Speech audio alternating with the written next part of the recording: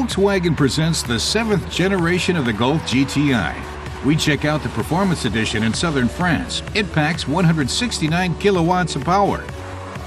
No major changes were made to the outside of the new GTI, and why should there be? Aficionados know what matters about their Golf, so Volkswagen concentrated on the performance. The progressive steering system results in a significantly smaller steering angle. That means just over 2 full turns from one end stop to the other.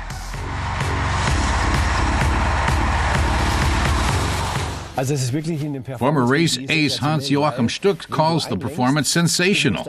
You don't have to turn the wheel that much going into a bend. It's more precise.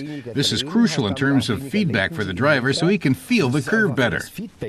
Für den Fahrer unheimlich wichtig, weil dann die Kurve besser spürt. And there's more. The performance is further enhanced by a front axle differential lock. It's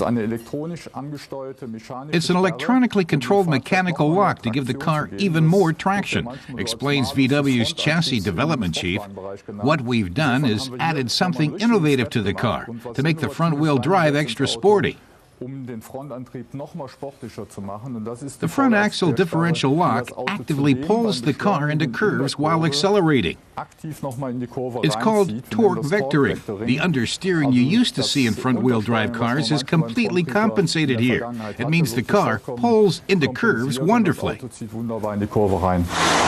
As well as upping the performance, though, the makers also wanted to make the new GTI more nimble. Since it's a compact sports car, we had to make the GTI light, says Gies. We stripped off 42 kilograms. Torque is also important. We added 70 Newton meters for a total of 350. At the same time, we lowered fuel consumption. It's now at 6 liters for 100 kilometers. And the overall result? We can go from 0 to 100 kilometers per hour in 6.5 seconds. Those are the crucial figures when describing the GTI. The 7th generation has twice the amount of output as the original GTI. The performance version we tested delivers 169 kilowatts of power.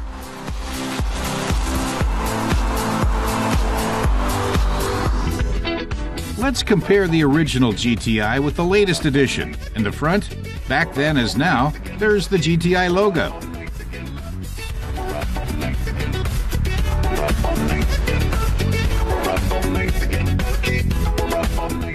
The front lights and indicators now comprise a single unit. And the wing mirrors have built-in signals too. From the side, the GTI looks very aerodynamic, and there's no escaping the famous logo there either.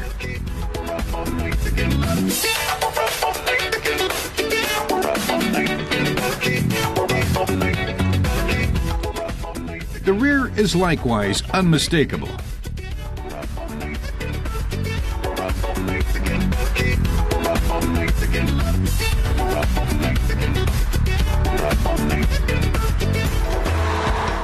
Thanks to the dual injection system with both direct and multi-point fuel injection, the GTI fulfills the Euro 6 emission standard that takes effect in 2014. It retains the simple but classic elegance of the original GTI, and the 3-spoke steering wheel is still around today.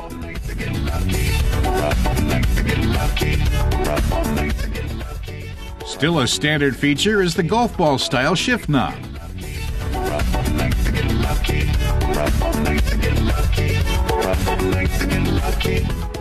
The checked pattern seats have lost none of their charm.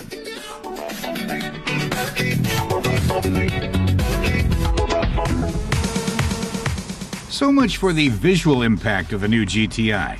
But how does it drive? We have a real expert answer these and other questions.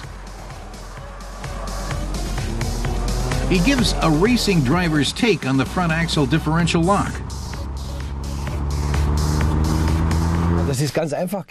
When you hit a curve and notice that the car is getting unsettled, you accelerate. The car practically pulls around the curve by itself because a hydraulic lock engages at the front that prevents the wheel spinning. It's great. Das Einzeldurchdrehen der Räder verhindert. Das fährt sich so toll, das muss man einfach mal probiert haben.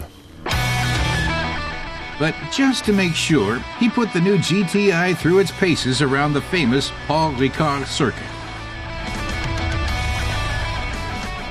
It's immediately apparent that the differential lock is very useful. Around bends, the GTI firmly hugs the road, especially at high speeds. 350 Newton meters of torque, just what Hans Joachim likes. He gets the most out of the GTI's power, particularly around curves. He's very impressed.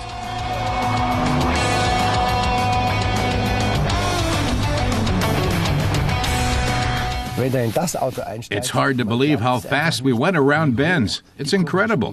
When taking curves, you feel totally safe with the steering, and when accelerating, absolutely top-notch. Einfach große Klasse.